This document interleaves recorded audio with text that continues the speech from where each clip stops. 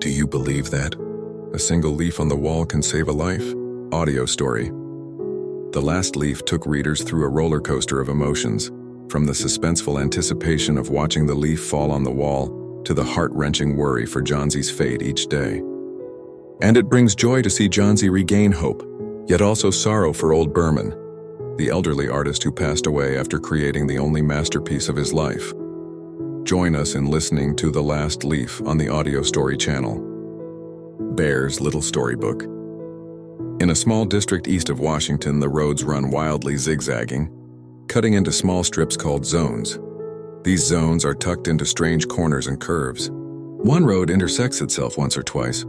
An artist once discovered that roads can have value. For example, when a cashier took a receipt for paint, paper, and fabric after walking along this road, he suddenly found himself back where he started without having earned a single penny. Soon, a group of artists flocked to Greenwich, hunting for rooms to rent with north-facing windows, 18th century-style attics, Dutch-style lofts, and cheap rent.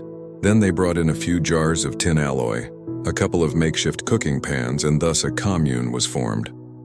Sue and Johnsy shared a simple room on the top floor of a dilapidated three-story building. Johnsy was actually a nickname for California. They had met at a restaurant on 8th Street and discovered they shared similar tastes in art, coleslaw, and fashion with bishop sleeves. So they rented a room together. That was in May. In November, an invisible intruder brought the cold, which doctors called pneumonia, lurking in the neighborhood, its icy claws scratching here and there. The enemy rampaged through the eastern district, claiming many victims, but he only slowly made his way through the narrow, moss-covered alleys like a chessboard of small zones. You wouldn't see scarlet fever as a noble old gentleman. The little girl who had already lost blood from the California winds wasn't worth an old useless man's concern. But he attacked Johnsy, so she lay flat, barely moving on the iron bed, looking through the Dutch window at the bare wall of the brick house next door. One morning, the busy doctor invited Sue out into the hallway. He was shaking the thermometer to bring the mercury down. Her chances of recovery were estimated at only 1 in 10, and this chance depended on whether she had the will to live. With patients just waiting for the funeral home to arrive, no medicine book was of any use. Her little friend was haunted by the thought that she would not survive. Did she have any plans? She wanted to paint a landscape of Naples Bay someday. Paint? That's crazy. Did she have any heavy concerns, such as about a man? Sue snorted. A man? A man could... No, doctor, nothing like that. The doctor said, then it's because she's too weak. I'll try everything science allows. But every time my patient starts counting the number of cars in their funeral procession, the effectiveness of the medicine is halved. If you can get her to ask you about winter fashion, I'd say the odds are 1 in 5 instead of 1 in 10. After the doctor left, Sue went into the drawing room and cried until the Japanese tissue paper was reduced to pulp. Then she marched into Johnsy's room with her easel, whistling a lively American folk tune. Johnsy was still lying flat, seemingly motionless under the bedspread, her face turned toward the window. Sue stopped whistling, thinking her friend was asleep. She set up her easel and began using pen and ink to draw illustrations for a story to be published in a magazine. Young artists had to pave the way for the Art Society by drawing pictures for stories to pave the way for literature. As Sue sketched the dashing trousers and single-lens glasses of a hero, a cowboy from Idaho, she heard a small sound, repeated several times. She hurried to the edge of the bed. Johnsy was open-eyed, looking out the window and counting down. 12, and a little later, 11, and then 10, then 9, then 8, and 7, almost together. Sue looked intently outside the window. What was there to count? Only a dreary empty yard and the bare wall of a brick house about 10 feet away. An old, twisted, rotten vine climbed halfway up the brick wall. The cold autumn wind had blown away the leaves, exposing the nearly bare branches clinging to the broken bricks. Sue asked, "What is it, dear?" Johnsy said, almost whispering, 6. Now they're falling fast. 3 days ago there were nearly 100, and counting them gave me a headache. But now it's easy. 1 more. Now there are only 5 left. What is it? Tell Sue what it is. 5 leaves. On the evergreen tree. When the last leaf falls, I will also depart. I've known this for 3 days now. Didn't the doctor tell you? Sue grumbled, her voice dripping with noble contempt. Oh, really? I've never heard such a crazy thing. What do ivy leaves have to do with you getting better? And you still like this tree, you silly girl? Don't be stupid. This morning the doctor told me your chances of recovery are... Listen to what he said. He said the exact odds are 10 to 1. That's the same odds we have in New York of catching a train or passing a new building. Now eat some porridge, then buy some port wine for the sick girl and pork for the author himself. Johnsy still stared out the window. No need to buy wine. One more. No, I don't want porridge. So there are 4 left. I want to see the last leaf before it gets dark. Then I'll go too. Sue leaned over her. Johnsy, can you promise to close your eyes and not look out the window while I work? I have to deliver some drawings tomorrow. I need the light. Otherwise, I'll have to draw the curtains. Johnsy asked, her voice cold. Can you paint in the other room? I want to be next to you. Besides, I don't want you staring at those ugly ivy leaves all the time. Let me know when you're done because I want to see the last leaf fall. I'm tired of waiting. I'm tired of thinking. I want to let go of everything and drift down like one of those tired leaves. Johnsy closed her eyes, her face pale, lying still like a fallen statue. Try to sleep. I want to call Mr. Behrman up to sit for me to paint an old, lonely miner. I'll only be a minute. Don't move until I come back. Old Behrman was a painter who lived on the ground floor below their room. He was over 60 and had a beard as thick as Moses incarnate on Michelangelo's sculpture. Behrman was a complete failure in art. For 40 years he had waved his brush without ever coming close to the hem of the muse. He always wanted to paint a masterpiece, but never began. In recent years, he had painted nothing except the occasional scribble for commercial and advertising purposes.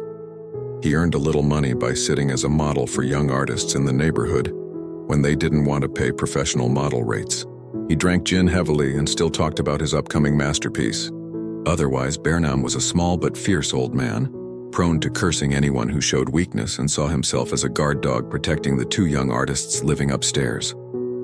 Sue found Behrman reeking of wine in the small, dimly lit room. In one corner stood an easel with a blank canvas, waiting for 25 years for the first stroke of a masterpiece.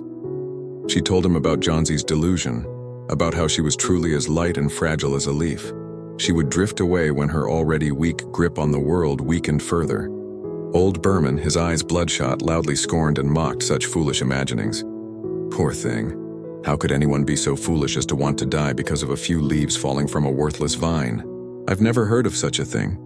No, I won't sit here and be a model for a foolish recluse like you. Why did you let that crazy idea get into her head? Oh, poor little Johnsy. She's so weak and the fever has made her mind sick with strange fantasies. All right, if you don't want to sit model for me, that's fine. But I think you're a mean old man, a useless old man. Behrman yelled. You're just like a woman. Who said I don't want to sit for you? Go on up, I'll be right there. I've been saying for half an hour that I'm ready to sit. Good heavens. This isn't the place for Miss Johnsy to lie around sick. One of these days I'll paint a masterpiece and we'll move somewhere else. Good heavens. That's the way it has to be. Johnsy was asleep when they came up. Sue let the curtain fall and motioned for Behrman to go into the other room. There, through the window frame, they looked at the ivy with fear. Then they looked at each other for a moment, saying nothing. A cold rain was falling steadily, mixed with snow. In his old blue coat, Behrman sat posing as a hermit miner, perched on an upside-down kettle pretending to be a rock. When Sue woke up the next morning after a long hour's sleep, she found Johnsy staring blankly at the dark curtain that had been drawn. Johnsy whispered, "Pull up the curtain. I want to see." Sue wearily obeyed her friend, but look, after the battering rain and fierce whirlwinds throughout the long night, there was still one ivy leaf clinging to the brick wall. It was the last leaf. It was still a deep green near the stem, but with frayed edges tinged with the yellow of decay. The leaf clung courageously to the branch several feet above the ground.